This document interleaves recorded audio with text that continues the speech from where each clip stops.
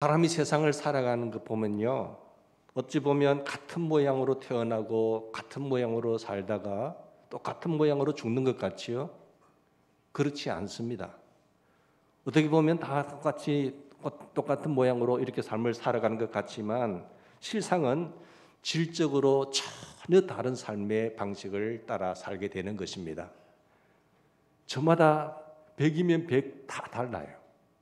삶에 구체적으로 들어가다 보면 삶을 살아가는 방식이 세상의 철학과 자기의 가치관에 따라서 삶의 방법도 다양하게 있는 것을 보게 됩니다. 각자의 세계관이 있다는 겁니다. 적어도 개인적으로는 남이 알든 모르든 남이야 어떻게 되든 각자 자기 나름대로 전혀 다른 세계에 살아가고 있습니다. 어른들 세대에 보면 살아가는 모습과 또 젊은 학생들 모습의 삶의 태도는 다 달라요. 어떻게 딴 세상인지 우리가 현실로 직감하게 됩니다. 그런 세계를 세 가지 유형으로 한번 살펴보겠습니다. 첫째는 피해의식에 젖어 사는 사람입니다. 상황과 환경의 피해자로 살아가는 사람이에요. 그 상황이 또 여건이 어려운 일들이 많이 일어나죠. 도처의 세상에 태어난 것도 피해고 내가 죽는 것도 피해고 지금 살아가는 것도 다 피해라는 겁니다. 누구 때문에 나는 이런 피해를 입게 되었다는 것이죠. 내가 실패한 것도 피해요. 내가 병든 것도 피해요. 내가 지금 잘못되고 있는 것도 헤어지는 것도 다 피해라는 것입니다. 모든 것이 다 나를 괴롭게 하고 있는 것이라는 것이요. 모든 환경이 모든 잘 되지 않는 모든 일들은 나만 지금 피해를 보고 있는 것이다라고 생각합니다. 나는 피해자다라고 이렇게 여기기 때문에 늘 원망하는 거예요. 누구 때문에 그렇다고 불평하는 것입니다. 나는 바로 하고 있는데 환경이 그랬고 저 사람 때문이다라고 이야기를 하지요. 그러니까 자기 주도적인 생각이 전혀 없습니다. 자기 주도적인 생각이 없으니까 환경 탓하고 상황 탓하는 거예요. 자기 줏대가 없다는 겁니다.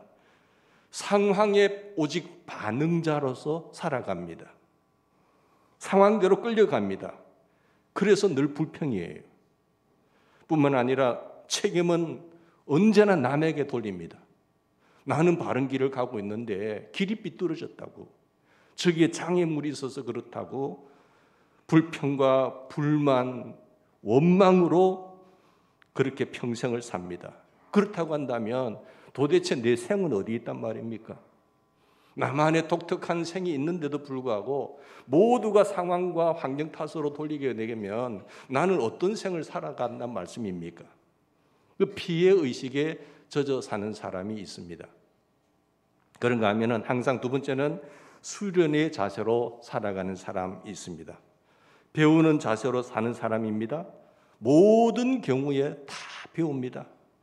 사건이 있을 때마다 이 사건이 왜 일어났느냐고, 왜 이런 일들이 일어나서 나를 괴롭겠냐고, 왜 이런 일이 생겼느냐고 생각하지 않고 이 사건을 통해서 나는 무엇을 배울 것인가. 이 사건이, 이 상황이 분명히 내 앞에 일어난 것은 우연이 아닐 거야. 하나님의 뜻과 경륜 속에서 일어난 것이라고 한다면 나는 이 사건을 통해서, 이 상황을 통해서 무언가 배울 것이 있다는 것을 생각한다는 것이죠. 이렇듯 언제나 배우고 또 배우는 자세로 살아가는 사람이 있습니다. 세 번째 유형은요, 주도적인 자세로 살고 창조적인 자세로 살아가는 사람입니다. 어떤 경우에도 스스로를 피해자라고 말하지 않아요. 내가 가해자야.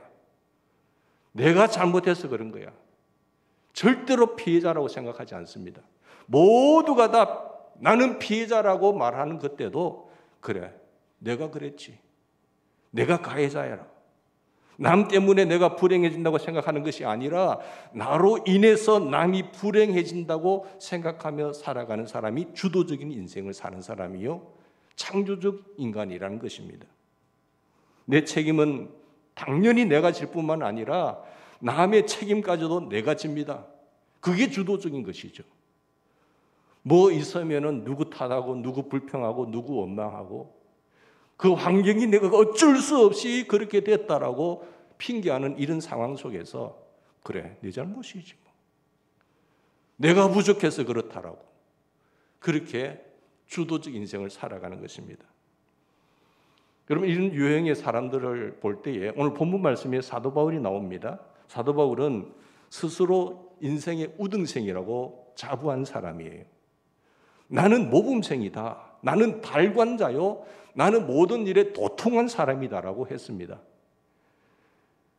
동양적인 도행 용어를 빌리자고 말한다면은 뭡니까? 나는 군자다. 그렇게 자처합니다. 스스로 성숙한 인격임을 자랑하고 있는 것처럼 보입니다. 논어에 보면은 공자가 이런 말을 했지요. 부유하면서도 교만하지 않기란 그렇게 쉬운 편이지만 가난하면서도 원망하지 않는 것은 어려운 일이다. 어떻게 내가 부자인데 교만하지 않는 것이 쉽습니까? 어렵잖아요. 그런데 그게 쉽다고 하는 게 더 힘들고 어려운 것은 뭐냐는 거예요? 가난하면서도 원망하지 않는 것이 더 힘들다는 겁니다. 가난하고 힘없고 약한 사람은요, 늘 탄탄한 거예요.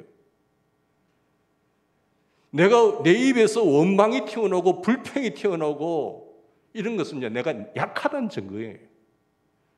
그렇기 때문에 환경 탓하고 저 사람 탓하고 힘 있는 자 탓하고 이야기하고 원망하는 것이죠.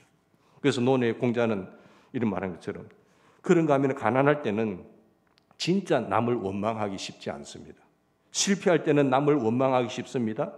그래서 가난하면서 원망하지 않는 것이 더 어려운 일이라고 공자는 이야기해요. 다른 논어에 보면은 그의 제자 자몽이 와서 이런 질문을 합니다.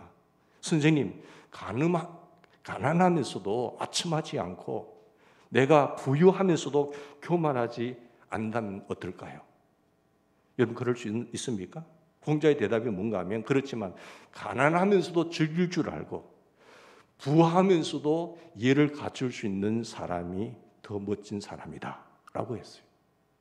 가난하여도 비굴해지지 않고 남을 원망하지도 않으면서 오히려 가난한 가운데서도 스스로 즐길 줄 아는 사람, 내가 가진 것을 가지고 즐길 줄 아는 사람, 부자라고 해서 금방 떨지 않고 출세했다고 해서 교만하지 않고 거만하지 않고 스스로 예를 지킬 줄 아는 것, 이것이 참으로 어려운 일이고 정말 중요한 일이라는 것을 말하고 있습니다. 더 중요한 일, 성숙한 인격으로서 사도 바울은 뭐라고 하는가 하면 난 비굴하지 않았다. 비굴하지 않을 뿐만 아니라 나는 어떤 상황에도 교만하지 않은 사람임을 자처합니다. 그러니까 환경의 지배에 대해서 조연할 수 있어야 되는 거예요.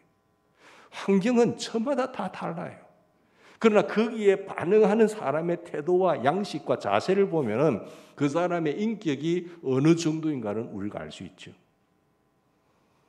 어떤 조건에도 매이지 않고 아무 것에도 종속되지 않는 자유적인 인격을 우리는 사도 바울에게서 볼 수가 있습니다. 자, 그러나 바울은 그 모든 것을 어디든가 내게 능력 주시는 자 안에서라고 말을 하고 있어요. 여기 13절에 보면 내게 능력 주시는 자, 그건 누굽니까? 그리스도예요. 그리스도 안에서 성공하는 날에 내가 교만하지 않을 수 있고 내가 비천에 처할 때도 가난에 처할 때도 어려운 일 당할 때도 비굴하지 않고 가난할 때도 내가 원망하지 않을 수 있었다는 것을 말하고 있습니다. 이게 그리스도인입니다. 부활할 때에 나는 도리어 오만하지 않았다는 거지요. 모든 일이 잘 될 때도 교만하지 않을 수 있다는 것이죠. 그래서 능력 주시는 자 안에서 내가 이룰 수 있다고 말씀을 하고 있습니다. 여기서 우리는 성숙한 인격을 보지 않습니까? 그래서 오늘 본문에 보면 두 가지 교훈을 우리가 받을 수 있어요. 일체의 비결이에요.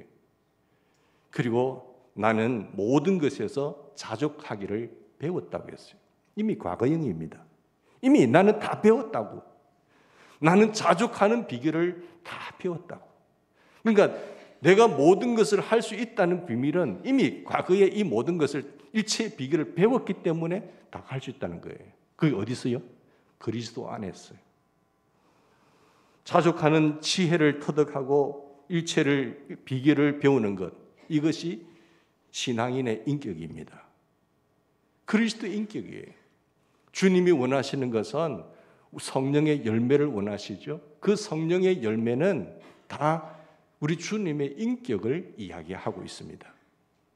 오늘 본문 말씀에 나타난 사도 바울의 인격을 한번 세 가지로 요약 정리해서 파악할 수 있는데요. 첫째는 긍정적 자세예요.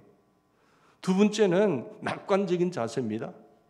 그리고 또한 종말론적 자세입니다. 이것은 자세가 그의 삶의 자세요, 사람됨의 모양입니다. 자, 여기 보면 첫 번째로 우리가 이 바울은요, 늘 덕을 생각하는 거예요. 나는 항상 얻고 있다. 언제나 개인을 생각합니다. 언제나 흑자를 생각합니다. 잃어버렸다고 생각하지 전혀 않아요. 나는 잃어버려서 나는 없어진 존재가 아니라, 이런 사람은 비천에 처할 줄도 알고 처해도 비천을 모릅니다. 풍부에 처해도 교만 떨지 않아요. 그래서 나는 비천에 처할 줄도 알고 풍부에 처할 줄도 알게 되었다는 거죠. 어떤 환경이 있을 때든지 손실을 생각하지 않습니다. 왜? 내가 주님 안에 있기 때문에, 이 손실된 것도 하나님 흑자로 내게 하실 분이 있기 때문에 얻는 것만 생각하는 거예요. 나의 부족한 것을 생각하지 않습니다. 언제나 그래서 배움의 자세로 바울은 살아갑니다. 이런 인격이 바울의 인격이요, 그의 삶의 자세였습니다. 필립스는 이런 말을 합니다. 이런저런 시련과 유혹이 당신의 삶에 끼어들거든, 인생 삶에서 시련과 고통에 끼어들거든, 시련과 유혹은 네게 가르치는 것이다 말했어요. 돈으로 스승을 살 수 있잖아요. 그러나 돈으로 스승을 살 수 없는 것이 있다고 했어요. 무엇일까요? 가난이래, 가난. 돈으로 살 수 없는 훌륭한 스승, 그것은 가난인데, 여러분도 잘 아는 격언이 있지 않습니까? 눈물 젖은 빵을 먹어보지 못한 사람은 인생을 논하지 말라 했어요. 어떻게 그가 인생이 무언가를 알 수가 있겠어요? 그런 사람은 인생을 알지 못할 것이니까 그렇습니다. 우리가 당하는 시련과 어려움과 고통과 때로는 고난, 그것이야말로 돈으로 살 수 없는 가장 귀하고 훌륭한 스승입니다. 뼈저리게 밑바닥을 치어본 사람만이 인생을 아는 거예요. 그때부터 새로운 인생이 열리는 겁니다. 내가 죽을 위경에 빠졌다가 그때부터 다시 새롭게 거듭나는 그 순간이야말로 진짜 인생이라는 것이죠. 여러분, 물질적으로 손실이 있을 때는 정신적으로 얻어지는 이익을 맛볼 거예요. 바울은 세속적인 것에 손실이 있을 때는 신령한 것들을 생각했습니다. 사람들은 한쪽만 보지만 나는 다른 쪽도 볼 수 있는 눈이 열렸다는 거죠.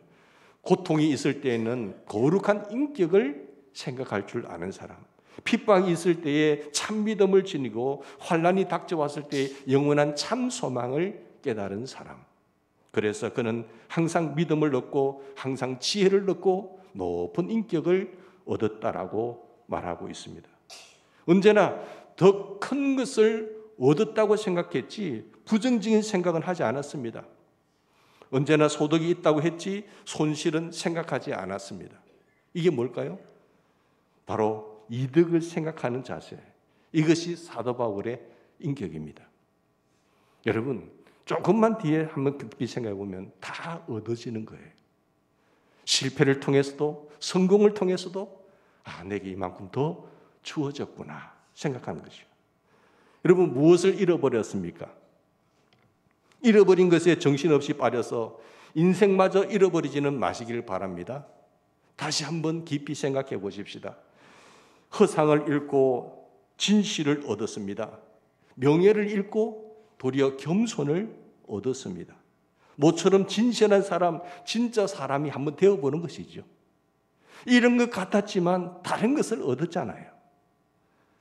항상 더 크고 더 소중한 것을 얻는다고 하는 그런 긍정적인 생각이 바울의 생각이었습니다. 긍정적인 자세. 두 번째, 바울은 그런가 하면은 낙관적인 생각을 하고 있습니다. 낙관적인 세계를 늘 생각하면서 살았어요. 감사와 기쁨을 기뻐할 줄 아는 비결을 얻었다라고 말하고 있습니다. 자, 범사에 감사할 줄 아는 나눔의 비결이 있었어요. 그러니까 지금 빌립보 감옥에 있어요. 빌립보 감옥에 오늘 죽을지 내일 죽을지 모르는 그런 상황 속에서도 제가 여러분에게 다시 말씀드립니다. 여러분 평생 기뻐하십시오. 제가 다시 말하노니 기뻐하시기를 바랍니다. 여러분 지금 바울이 어떠한 상황이고 어떤 처지에 있습니까? 그렇게 넉넉한 상황입니까? 그렇지 않잖아요. 그렇게 힘들고 고통스러운 상황에도 여러분 성도들이여 기뻐하시기 바랍니다. 제가 다시 말합니다. 기뻐하시기 바랍니다.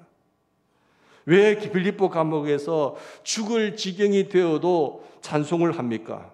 그때의 심경은 아무도 짐작하지 못할 거예요. 그러나 바울은요, 자기가 다메섹으로 넘어갔을 때 한 행동이 기억나거든요. 자기의 그 잘못된 열심을 가지고 예수 믿는 사람들 다 잡아가지고 죽이려고 하다가 예수님 만나고 나서 그 처지를 생각하던 거예요. 다메섹 도상을 넘어가는 생각을 하니까 불평이 어디 있습니까? 사울아, 사울아 부르시던 주님의 음성을 다시 한번 상기하였을 거예요. 그래서 바울은 빌립보 감옥에서 억울하게 맞아 죽는다고 해도 찬송을 할 수가 있었습니다. 이제 나는 다시 사는 생이니까. 나의 고향은 여기가 아니고 나의 고향은 저 하늘나라니까. 여러분 나름대로의 비법을 가지고 계셔야 됩니다. 그래야 여러분들이 흔들리지 않을 수 있고 넘어지지 않을 수 있어요. 바울은 말씀합니다. 만일 너희 믿음의 재물과 섬김 위에 내가 나를 전제로 드릴지라도 나는 기뻐하고 너희 무리와 함께 기뻐하겠다고 빌립보서 2장 17절에 말해요. 피를 쏟아 부을지라도 나는 기뻐하리로다. 나의 존재 의와 내가 사는 이유와 내가 지금 어디를 향해서 가고 있다는 사실을 분명히 알고 있기 때문에 내가 피를 쏟을지라도 나는 기뻐하리로다 라고 했어요. 이게 바울의 비결이에요. 그 일체의 비결이 뭡니까? 그리스도 안에 있다는 거예요. 이제 나는 죽고 나는 이제 예수로 사는 인생이다 라고 고백하는 겁니다. 바울이 이 세계관을 가지고 살았습니다. 너희가 할 수만 있었다면 너희 눈이라도 빼어 나를 주었으리라고 감격하면서 살아갑니다. 우리가 잘 아는 에브라함 링컨 대통령이 이렇게 말했잖아요. 사람은 자기가 마음 먹은 만큼 행복하다고 했어요. 주변 환경과 여건이 아니라고요. 환경 그걸 뛰어넘어서 내가 마음 먹은 만큼 행복은 거기서 온다고 말을 합니다. 아리스토텔레스는요, 행복은 만족하는 사람에게 속한다 했어요. 마음 먹기에 달렸다는 것 아니겠습니까? 소유가 행복을 주는 것은 아닙니다.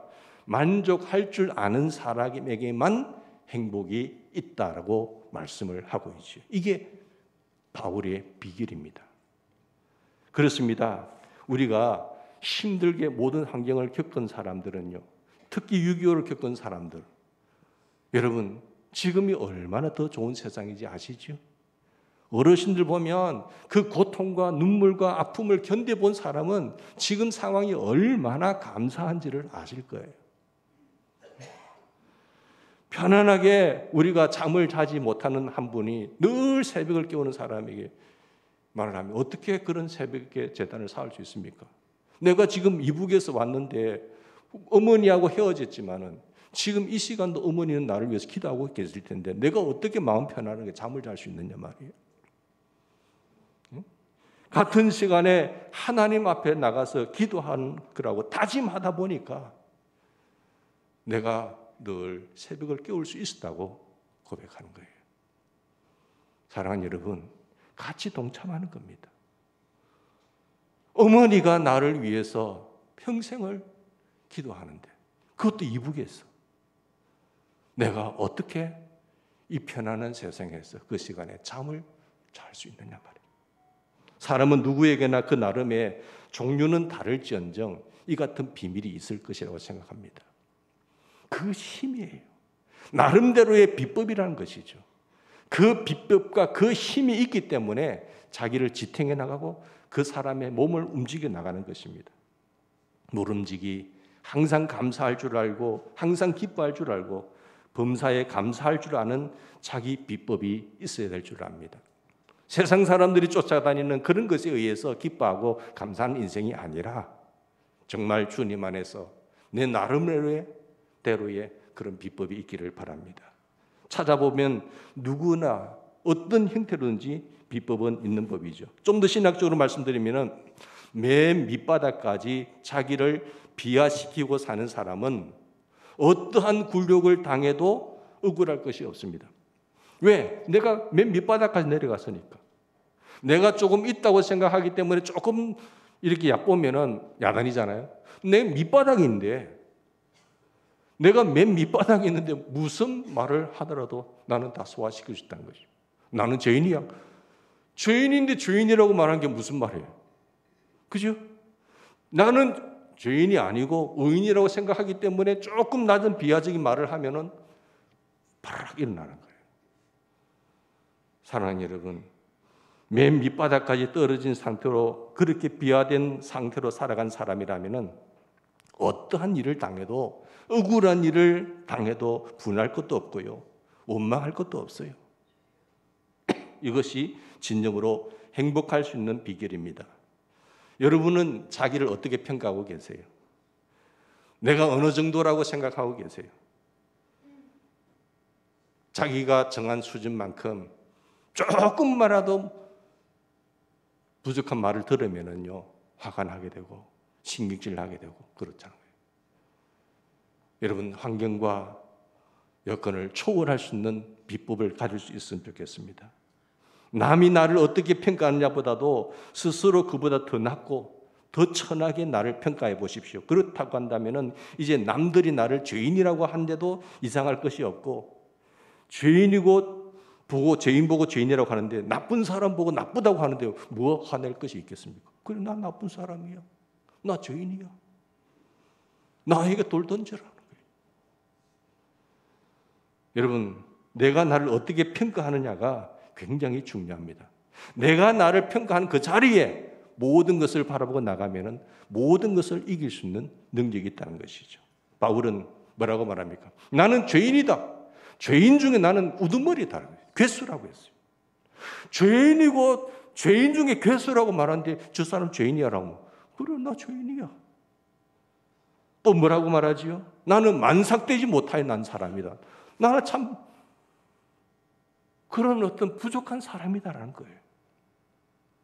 그래서 자기를 철저히 비하시켰기 때문에 어떠한 비난과 어떠한 고통에도 불평 한 번 없었어요.